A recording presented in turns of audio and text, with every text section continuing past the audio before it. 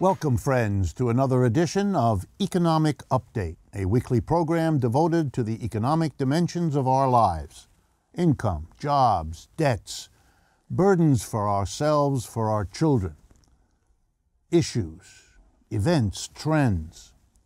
I'm your host, Richard Wolff. I've been a professor of economics all my adult life, and I hope that has trained me to be a useful interpreter and presenter of the economic changes swirling around us. Today's program is a little different from the usual because it's an overview. We're trying to take stock of an economy as we move out of one year, 2017, and now into a new one, 2018. It's important for us to talk about the major events and the major trends that are part of last year's history and part of what's unfolding now, to get a better sense of where we've been and where we're going. So I've picked several of the key events and trends to bring to your attention, to give you a sense as well of how the economy is shifting. One of the big things that happened at the end of 2017 was a decision by the Federal Communications Commission to end net neutrality, that is, to change the rules that have been governing access to the internet for all of us, and likewise access to the internet by all the people and institutions that provide the content, which is why we go to the internet to get that content. Several big companies control that access. Probably the most important and biggest one is Verizon. And Verizon plays a big role here because the person who's the head of the Federal Communications Commission, Ajit Pai, used to be a lawyer for Verizon. So now he's in the position of deciding what to give to his former employer, and if he's like others, maybe his future employer too. We'll never know until that day happens. Here's the issue. The rules up until now, and these are the rules that allowed things like Google and Netflix and so on to become the giants that they are today, to give the United States economy a kind of technological edge that we have been losing in many other industries. They've all benefited from the rules as they've been, which are everybody has access in the same way, and everybody who produces content has access in the same way. That is, we are neutral. We do not discriminate, or to be more accurate, we don't allow the access controllers, like Verizon, to control how we communicate and how we interact on the internet. Under the new rules, these companies will be able to do that. They'll be able to let some content through and others not. They'll be able to allow us to get some content quickly and some content less quickly. Why would they be interested in doing that? Well, you know the answer before I tell you, because it will allow companies like Verizon to charge money for the faster communication, for example, to charge fees for access to certain kinds of content that they couldn't do under the old rules. So this big struggle that took the entirety of 2017, actually began earlier than that, was about one group of companies, like Verizon, wanting to change the rules because they make more profits that way, and other companies, for example, content providers like Netflix, Google, Facebook, and so on, they were scared when this conversation began that they would have to pay fees, they would lose profits. So like so many of these big issues, it turns out they're between one group of companies and another.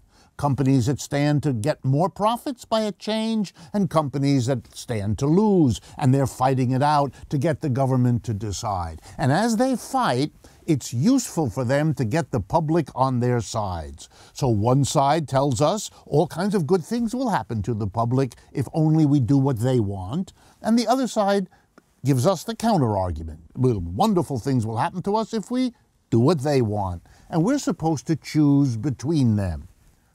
Well, here's my advice as an economist. Neither of the two groups that are fighting, those who want to keep the rules and those who want to change them are interested in us. They are all profit-making capitalist companies, and big ones to boot. They are looking out for their bottom line. And what is likely to happen is that Verizon will get to charge money, but won't dare charge it to the major content producers because they're too big and might find a way around them. So they'll work out a compromise that protects their profits. And who will be having to pay a bit more here and there for internet access? Yeah, you and me. Because this is an institution we all now need, and they get that, and they're going to make us pay. What's the alternative? Deal with the internet for what it is. And by the way, there are countries around the world already doing that. Finland, I recently read about, for example, absolutely considers the internet a public utility, like the land, like the forests, like electricity, and so on. It is not going to allow that to be used as a football between competing profiteers. It is a public utility, and the public's interest comes first. That would be the way to deal with this. Make the rules serve the majority of the people. What an idea, rather than small groups of profiteers, the shareholders and executives of one group of companies fighting another. Another enormous issue of enormous historical importance has been a struggle in the workplace. And this one has been led mostly by women, some men involved too, but mostly women, who have brought out of the shadows a fundamental issue of the workplace for all of us. And what is that issue? Well, the way it was brought up, particularly in 2017, was an explosion around sexual harassment and sexual assaults in the workplace. Names like Susan Fowler at the Uber Corporation, Rose McGowan, a leader in the critique of Harvey Feinstein and the film industry, and perhaps most important, Tarana Burke, who started the Me Too movement, which has transformed so much of America in such a short time. What's this all about? Well, it goes far beyond the immediate question in which men imposed sexual demands on women and even on some men as well. By using what? By using the particular way we organize business in this country, how we organize factories, offices, and stores. And what do I mean? I mean that we have a tiny group of people, the top executives, the board of directors, literally 10, 20, 30, 40 people, have enormous power. They can give you a job or take it away from you, give you an income or take it away from you, allow you to move up in the hierarchy of the company or keep you down, give you an opportunity of a lifetime or block you from it. Tiny group of people with enormous power over the livelihoods, the jobs, the career futures, the opportunities of a large number.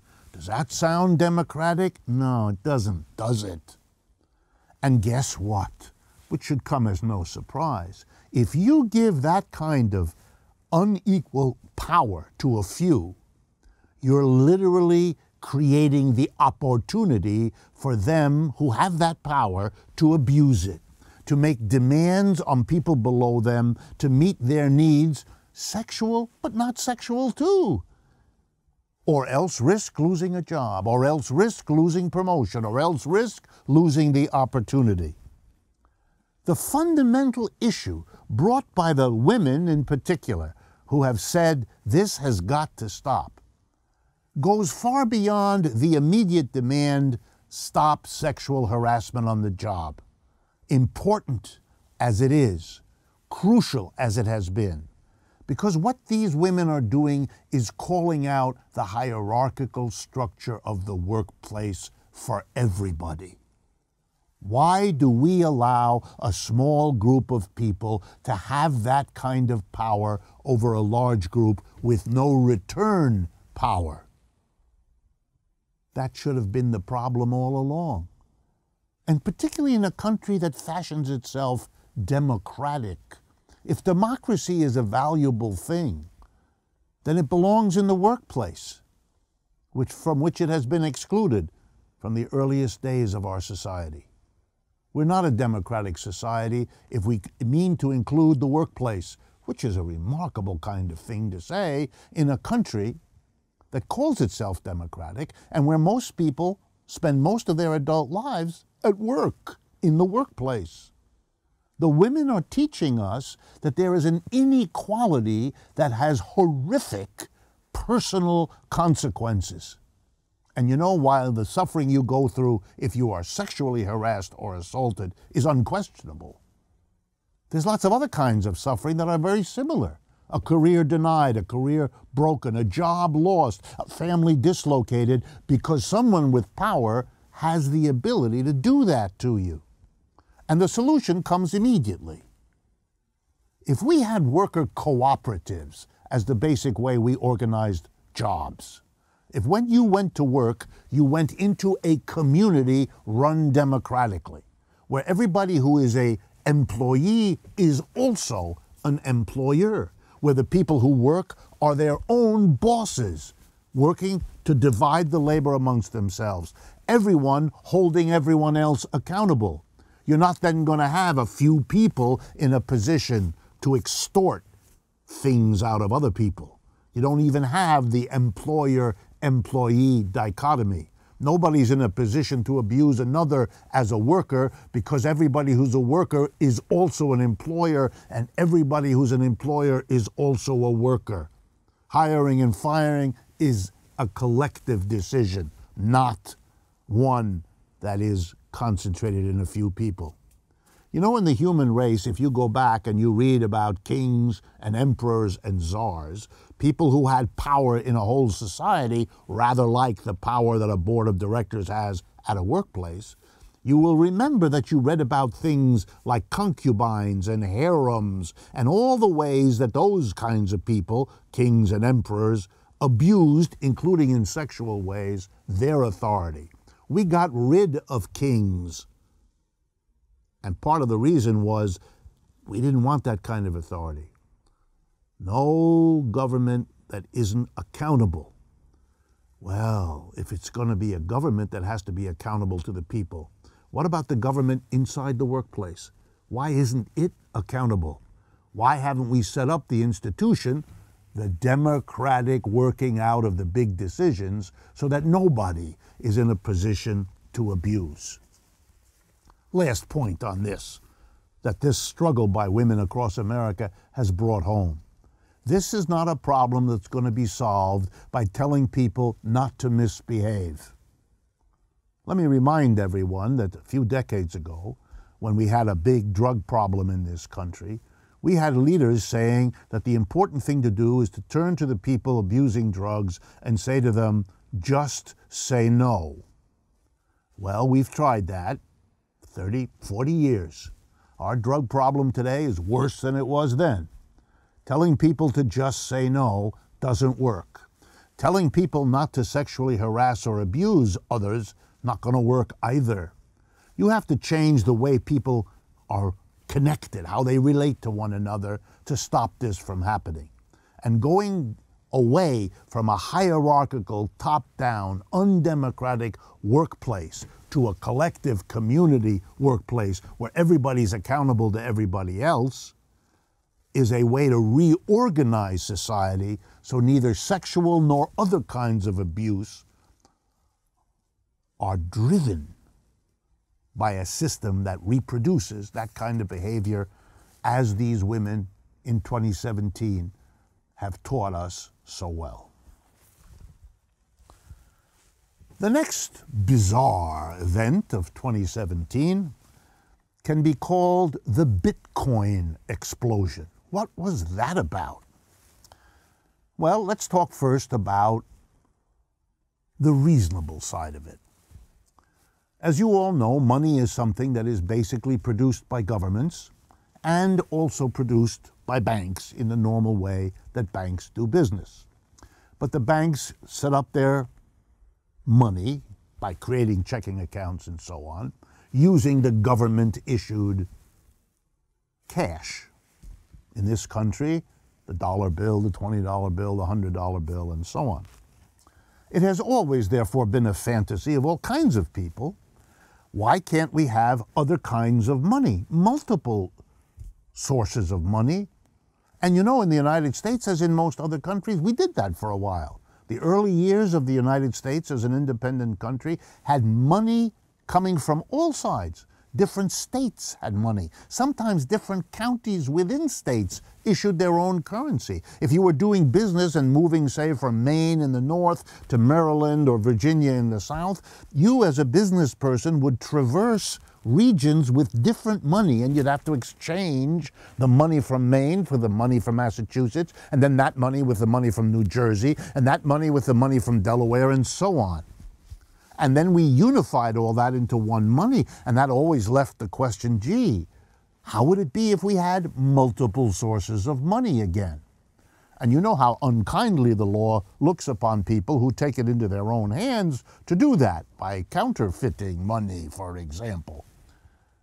So it's always been a fantasy, and there's an interesting question about what would be the economic consequences of different people issuing money if it wasn't only the government. Bitcoin begins by saying, here's another kind of money, and let's see if we can get people to accept it. In exchange for work they do or goods that they sell, will they take another currency, an electronic currency, Bitcoin, as a substitute for dollar bills or euros? And if they take them, will they be able to spend them on other things so that it works like money? And that's an interesting question, and that began to be asked by these people who make cryptocurrencies, alternative currencies, or what you call them, and the biggest of them has been Bitcoin. That's the reasonable side. Now we come to the unreasonable side. Every commodity that has ever existed, every good that goes through a market from buyer to seller and so on, has become at one point or another an object of speculation. What do I mean? It begins to be purchased not for whatever use it originally had, but for a very different purpose. It is bought in order to be resold at a higher price. Let me give you an example. Perhaps the most famous example were tulips grown in Holland back in the early 18th century. Now, tulips had a purpose. They were a flower, they were grown by gardeners, and because of their beauty, they would be purchased by people to beautify their gardens, etc. Useful things. But then, somebody got the idea, whoa, if I buy these tulips in the right way, in the right color, at the right time, and I wait, I could sell them maybe for more money.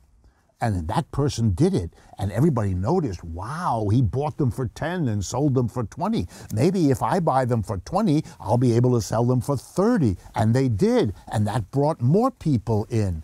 And they convinced folks, look, don't buy these tulips because they make your garden beautiful.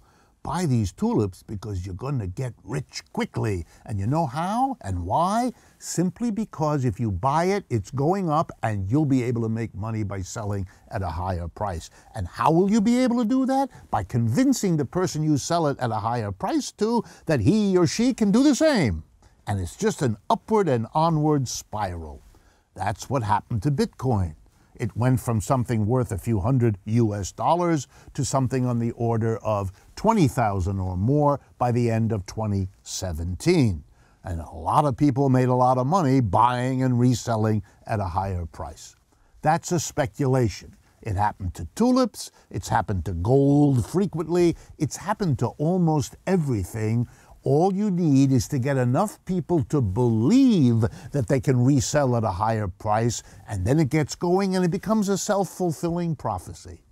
You suck in more and more people, the more they observe how much money you could make by simply buying something, sitting on it for a matter of weeks or months, and selling it. No work, no production, no value added, pure speculation. The Bitcoin phenomena is that.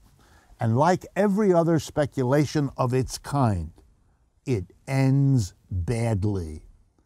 We look back on what happened to the tulips and refer to it as tulip mania.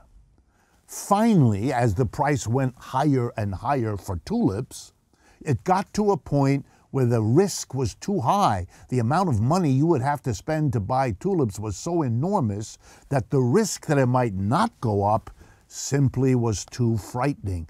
And at that point, nobody stepped in to buy, which meant the last people who had laid out money discovered they weren't going to make more. So they quickly sold it for fear it would go down. And when it goes down, the fear that it's going to go down further makes everyone holding it dump it.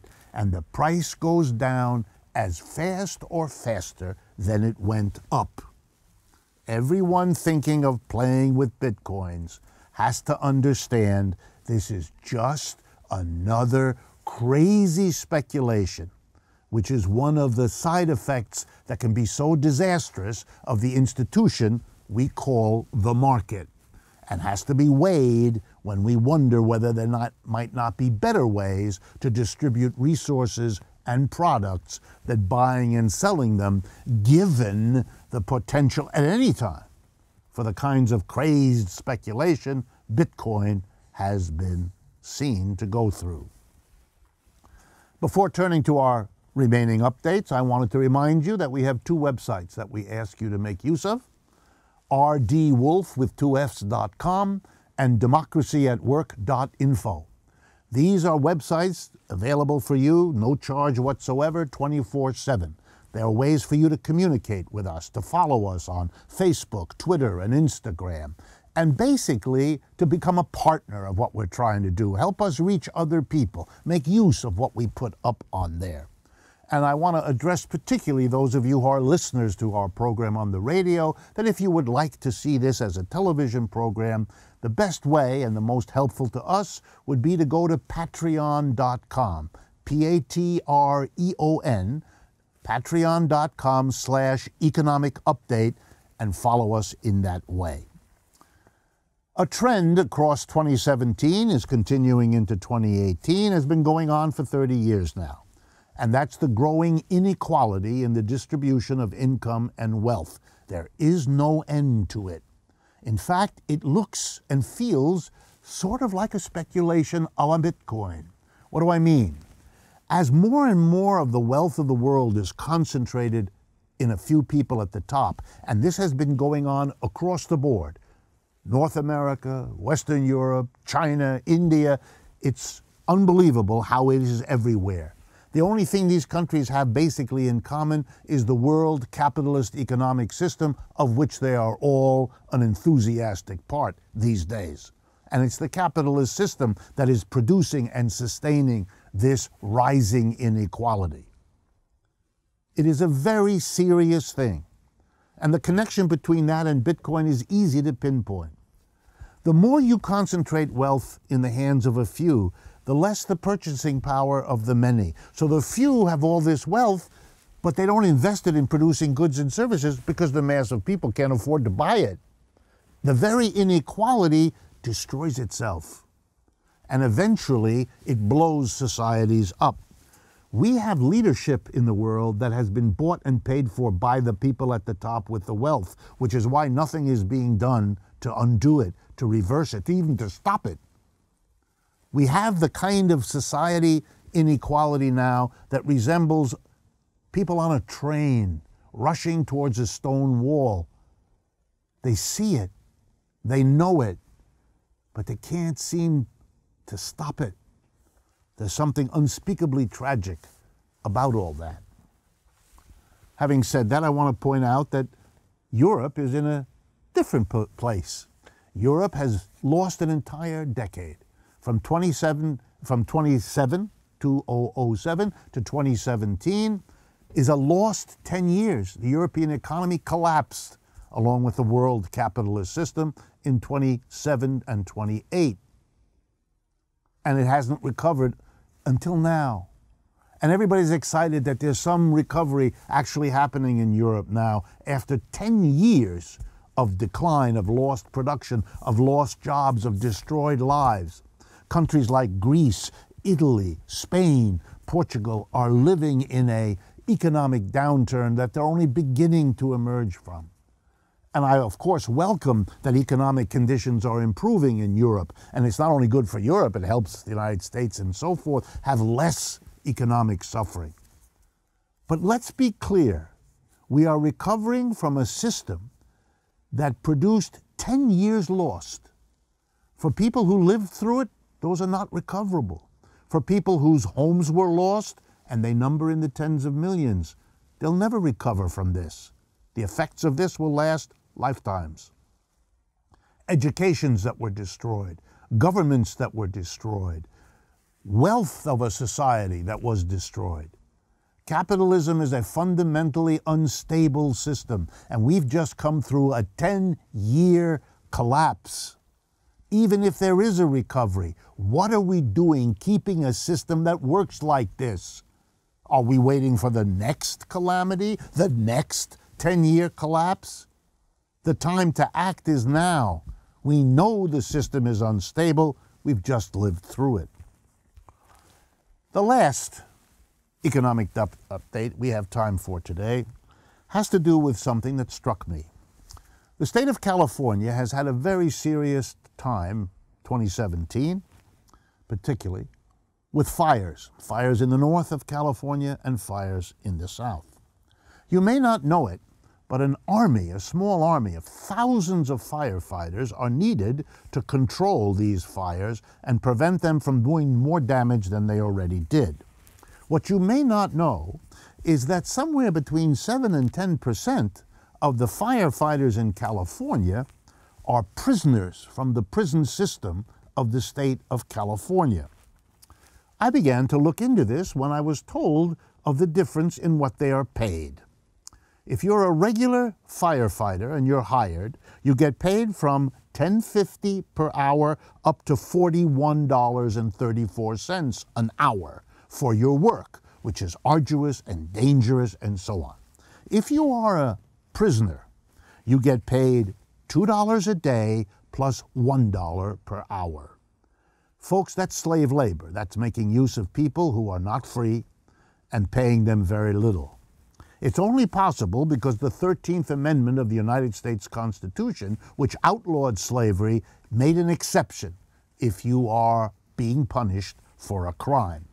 And so here's my appeal. 1, what kind of rehabilitation, what kind of help are you giving to a person who has the problem of being convicted of a crime by requiring them, they can volunteer as a prisoner? Be a good idea to do what your warden tells you to volunteer for, wouldn't it?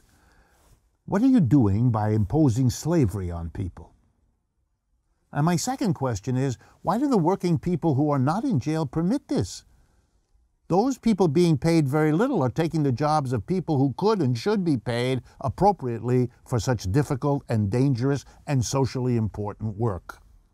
This is not an acceptable arrangement for either party, and nor should anyone say, gee, prisoners sometimes really do volunteer. I'm sure they do. And the way that's done is to have the prisons so unpleasant, the work inside so difficult, the rehabilitation so minimal, the punishment and the lonely isolation so awful that it's actually better to go out and fight for a fire than to stay in jail. That's not a celebration of voluntary, that's a denunciation of conditions. We've come to the end of the first half of Economic Update. Please stay with us. After a short break, we'll be back for the second half.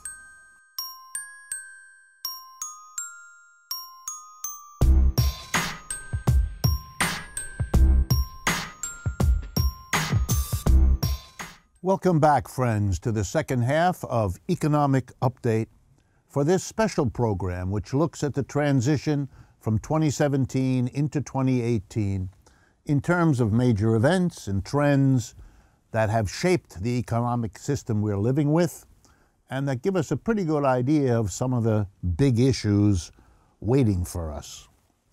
I want to begin by talking about consumerism. So let me begin by telling you what that means. It's a kind of overdoing it as to what consumer goods can do for you. It's a sense in which not looking at goods and services as part of life and as sustaining your life, but as the point of your life.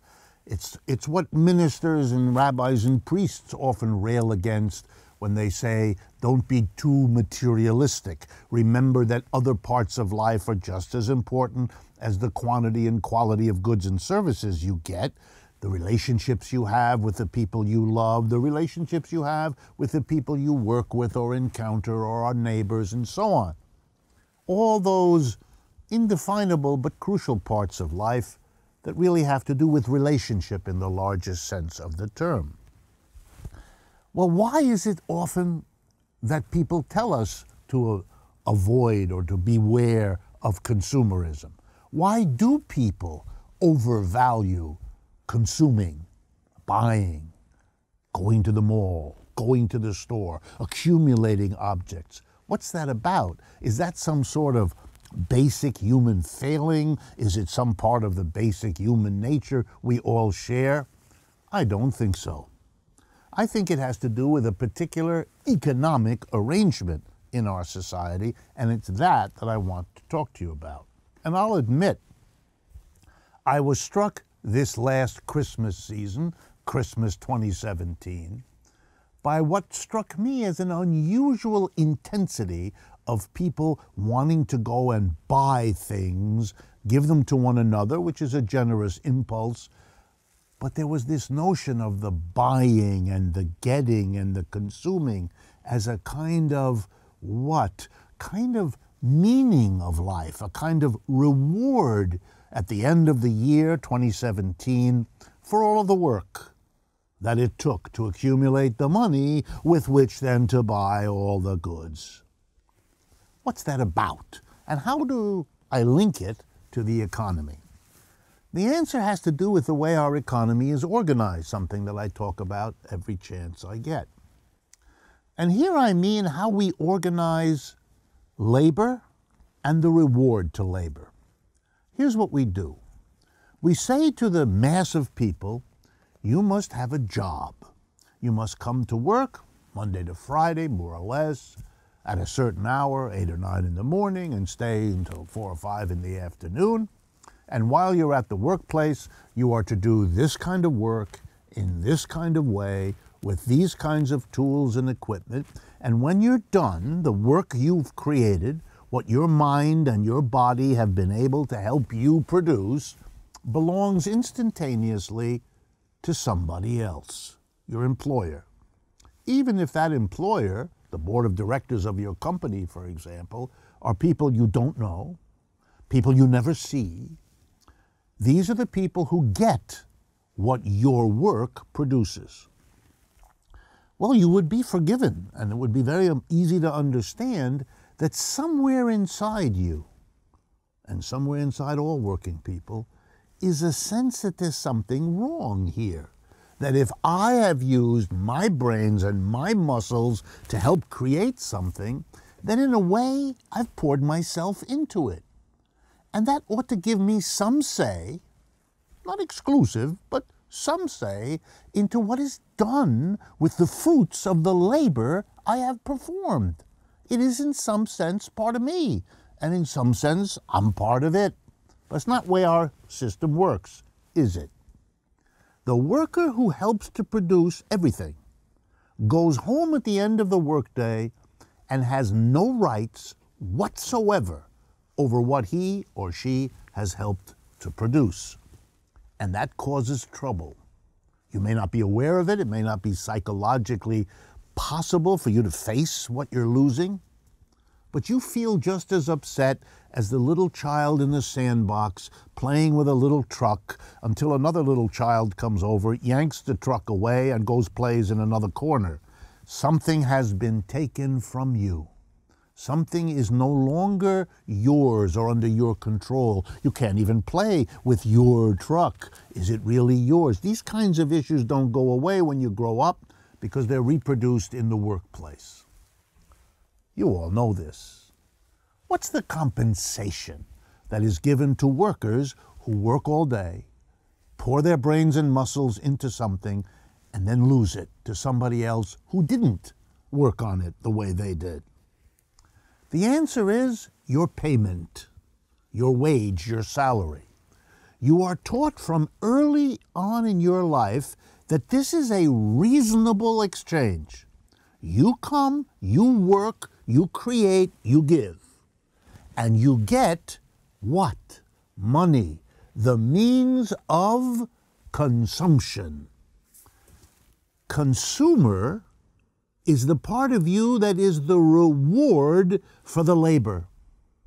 The labor intrinsically is not only not satisfying, the labor can be downright unpleasant. For many of us, it is, if not all the time, part of the time.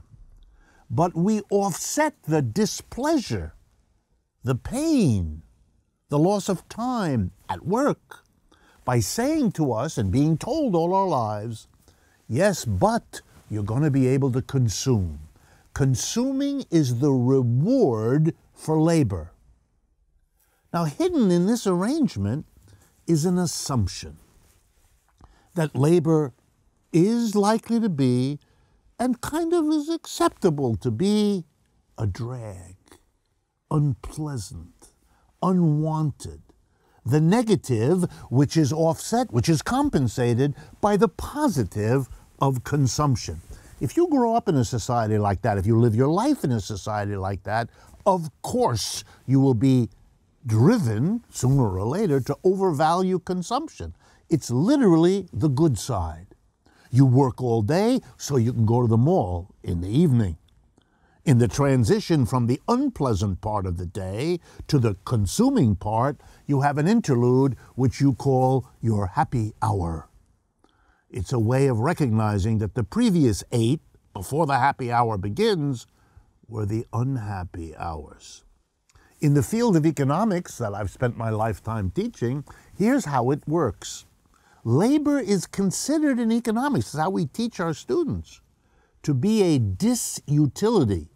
That's a nice way of saying no good, no fun, a drag, a loss, a penalty, a punishment, an unpleasantness. Consumption, what you can do with the fruits of your labor, that is your wage, that's positive, that's good. You are taught to think that labor is acceptable as a burden, as an unpleasantness, as a drag, because it is adequately compensated if you're properly paid. Of course, then, you come to value consumption. You've literally been trained to see it as the good part of life, just as you have been trained to accept work and the workplace conditions as the intrinsically unpleasant. But why should you? The workplace is where you spend the best hours of your adult life. It's certainly where you spend most of those hours. 9 to 5, remember? 5 out of 7 days. And besides the 8 hours a day you give to work, think about the hour or two beforehand that you get ready and get dressed and get made up. And think about the hours you recoup at the end of the day. You're built around work. Imagine, just with a moment with me, imagine if work were to be as satisfying to you as consumption, as how you relate to people at the job, what you learn from one another, what you teach one another, what kinds of affection you can show from one another, what kinds of nurturance you can get from one another. Suppose the workplace was a place of sustaining, powerful, helpful, important relationships.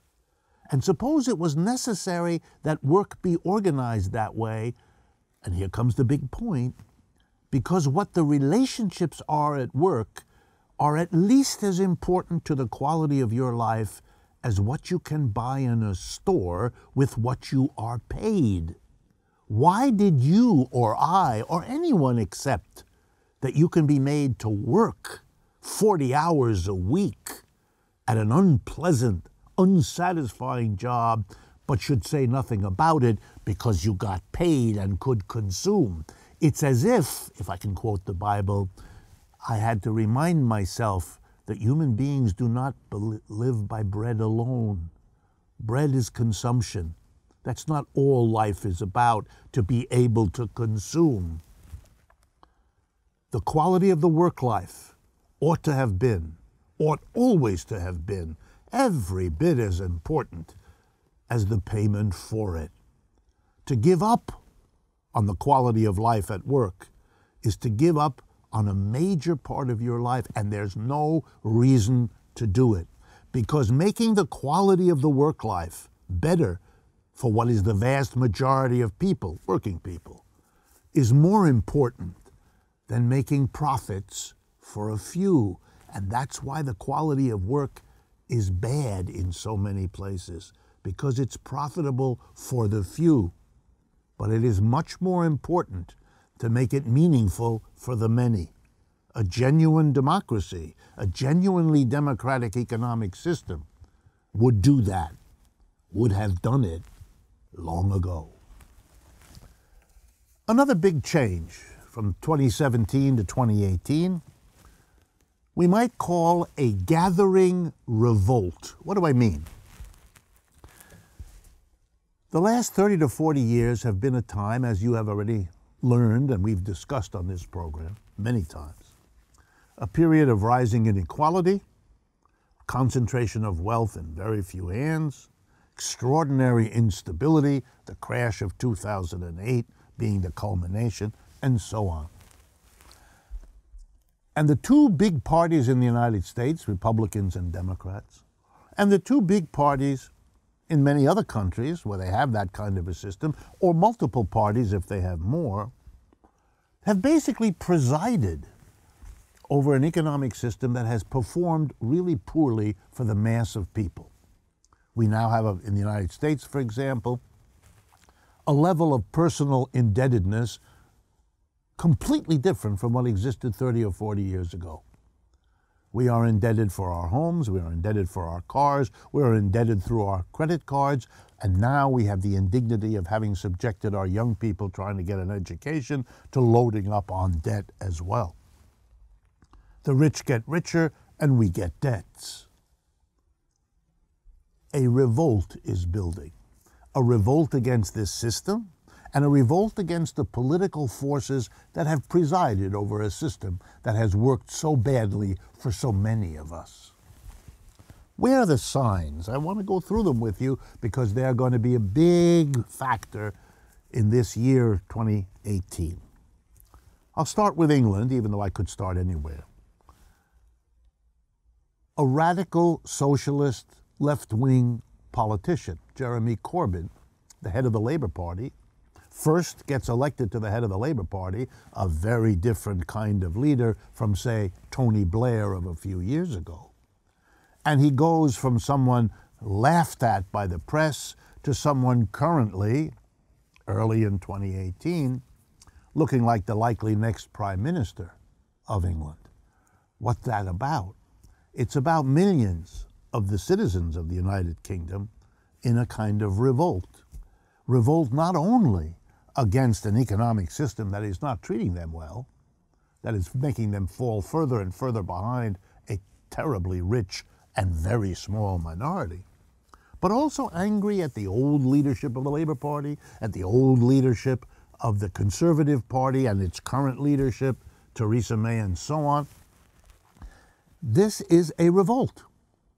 It's slow, it's haphazard a little bit, it's uneven here and there, but it's an unmistakable shift of opinion, shift of passion, shift of where the economy and the politics are going.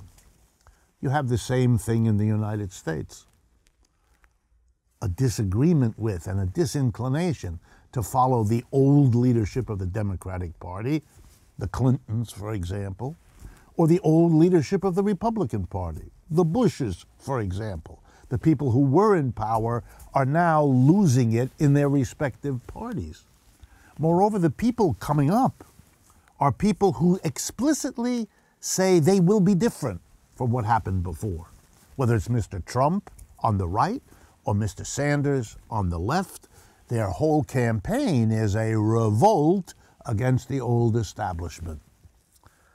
You could see it also in the election, a very important election, in the last month of 2017 in the state of Alabama, where Roy Moore, literally a walking exemplary of the old way of doing things, was defeated in a state that has been solidly Republican for a long time, that has strong support for Mr. Trump in the election, turned to Mr. Trump and said, we don't care that you endorse Mr. Moore, we're voting against him.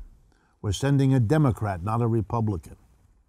I don't think that was a vote for the Democratic candidate. It was a vote against what has been. And Mr. Moore was seen as a has-been, a representative of what has been. Let me go on and give you more examples. In France, there was likewise a rejection of the old.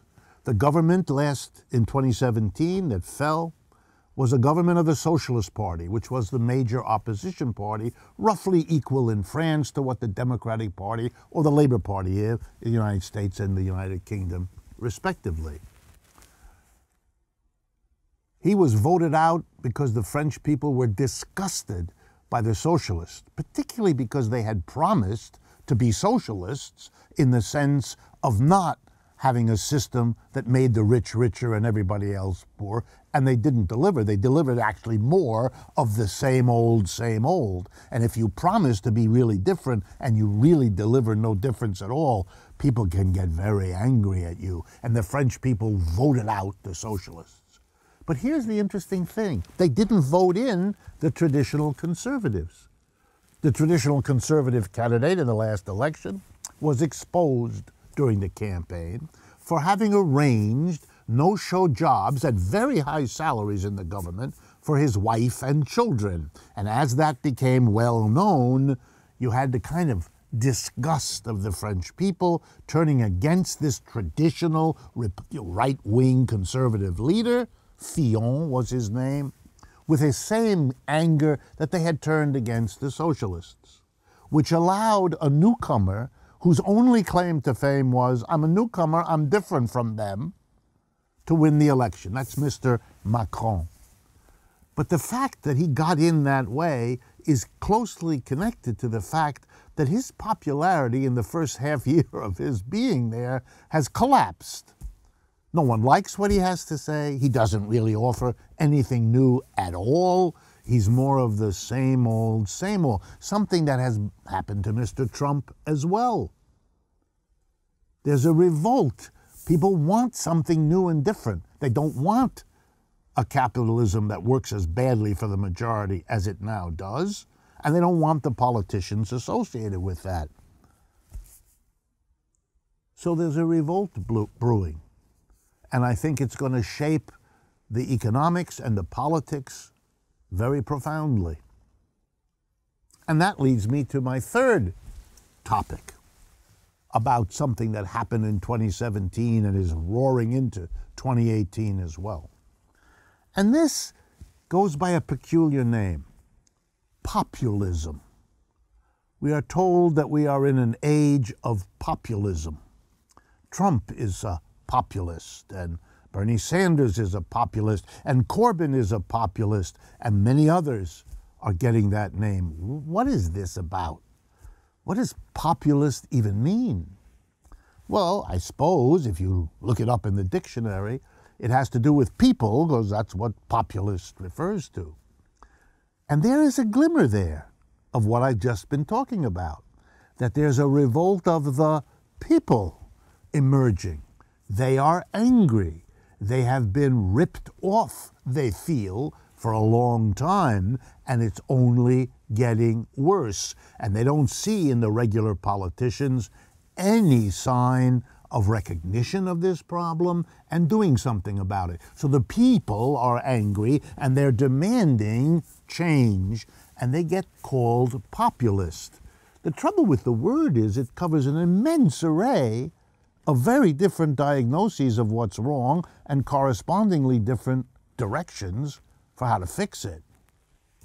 So Mr. Trump and the right wing get called populists.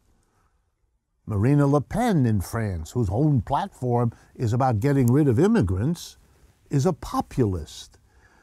And there's a truth here. When people want change, they're wondering how to get it. Having been kept out of politics, as it is controlled by the elites in each country, they're kind of new at this, getting involved directly.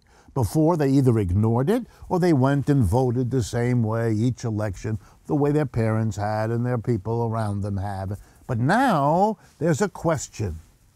Are we going to go to the right and solve the problems of the economy in the way right-wingers urge the people to go?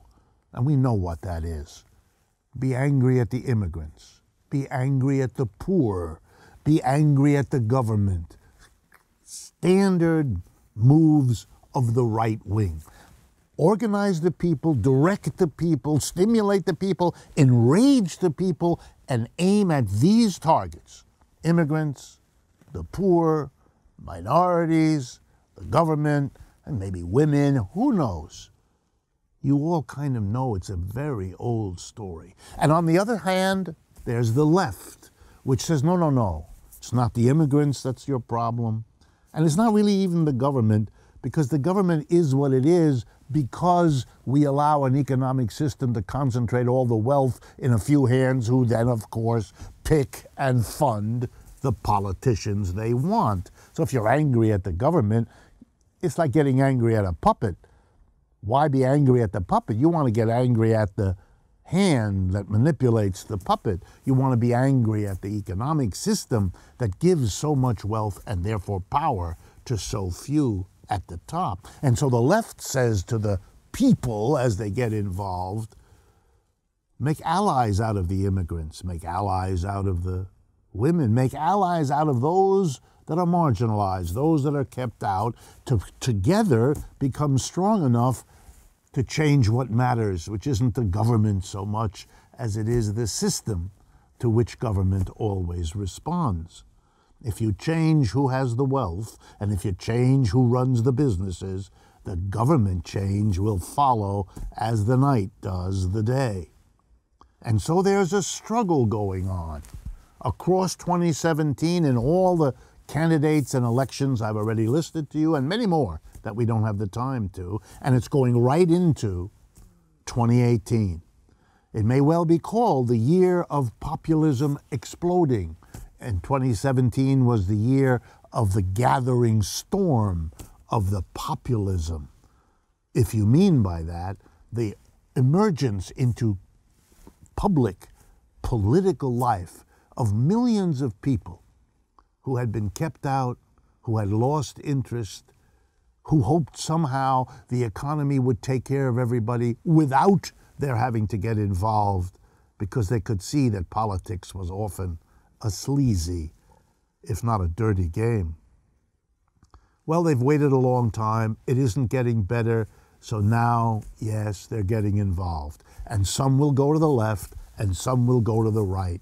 And the question for everyone is, which way will prevail? Because, the one thing that seems clear is that the old is dying, that the center cannot hold, that the establishment is wobbling. All of the key promises of the establishment of the last 20 years in economics have dissolved. We were told that globalization was a win-win situation for everybody. It wasn't, and now globalization has a bad name. We were told that the entrepreneur would be the leader of a society. We see, in fact, that entrepreneurs are busy becoming wealthy, and they often do that at everybody else's expense, and so it's not so clear that this is advantageous. We were told that capitalism is a system which, like a rising tide, lifts all boats. And we learned, yeah, capitalism may be thriving, but it can thrive for an ever smaller slice of the population, leaving everybody else wondering. Yeah, populism is the revolt of masses of people from a kind of passivity, a kind of let's leave it to the other people, let's go along to get along, etc., etc. That's over. For good reasons and for bad. Young people see that their own lives, their own careers, their own futures, literally in the United States, the ability of young people to get out of the debts of college educations, to get out of the bad jobs that are being offered to them, with enough to have a family, to get married, to have children, all the rest. The most basic needs of life are being squeezed and undone and nibbled at in a way that makes you despair, get angry, and sooner or later recognize you cannot solve this problem by yourself. These are social problems, and social problems are never solved by individual people. Social problems are solved by social movements. What the individual needs to do is understand it and to help build that kind of social movement to get the improvement in the individual life as well as that of the society. A famous poet once said, "Beware lest you live in interesting times." Well, not under our control. We do live in interesting times. It is a good time to be alive because there's a reckoning underway and there are winds of change. And I personally, for those of you that are interested, see the potential of those changes as enormously positive and well worth the effort to shape and to participate in. Let's see whether the issues and trends we've identified in this program play themselves out across the rest of 2018. Thank you very much for being with us today, and I look forward to speaking with you again next week.